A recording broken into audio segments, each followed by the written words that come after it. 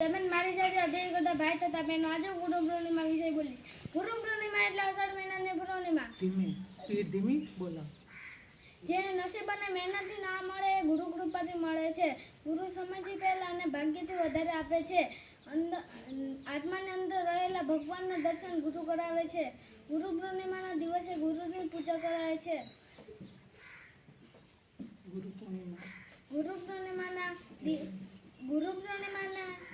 ગુરુ પૂર્ણિમા એટલે વેદવ્યાસના જન્મદિવસની ઉજવણી કરાય છે. માતા પિતા જેમ પોતાના બાળકોને સંસ્કાર આપે છે એમ ગુરુ પોતાના વિદ્યાર્થીને પોતાના બાળક સમજીને સંસ્કાર આપે છે. ગુરુ બ્રહ્મા ગુરુ વિષ્ણુ ગુરુદેવ મહેશ્વરમ ગુરુ સાક્ષાત પરમ બ્રહ્મા તસ્મૈ શ્રી ગુરુદેવ નમઃ. જેમ કુંભાર માટલાને ધીમે ધીમે ટીપીને સરસ મજાનો આકાર આપે છે એમ ગુરુ પોતાના વિદ્યાર્થીને વિદ્યા આપે છે.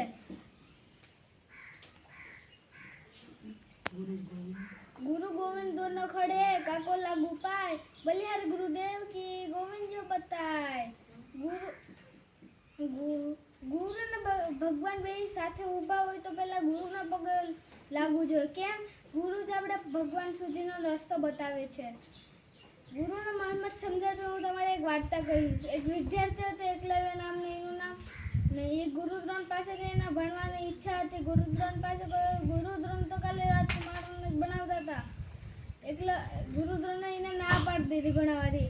એકલવ્ય વિચાર આવ્યો મૂર્તિ બનાવવા. મૂર્તિ બનાવીને ભણવા માંડ્યો. પછી એકવાર ગુરુદ્રોણ ફરતા ફરતા જંગલમાં આવ્યા ને પોતાની મૂર્તિ જોઈને કહે તે તમારે ચોરી શિક્ષણ લીધું છે.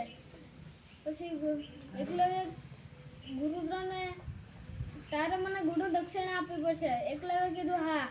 પછી ગુરુદ્રોણમાં ભણો ત્યારે જમણા હાથનો અંગૂઠો કાપીને આપવો પડશે. એકલવ્ય કઈ વિચારનો અંગૂઠો કાપીને આપજો. એટલે પણ ચાણક્યએ કહ્યું છે શિક્ષક કભી સાધારણ નહીં અપ્રલય નિર્માણ उसकी गोद में पलते हैं.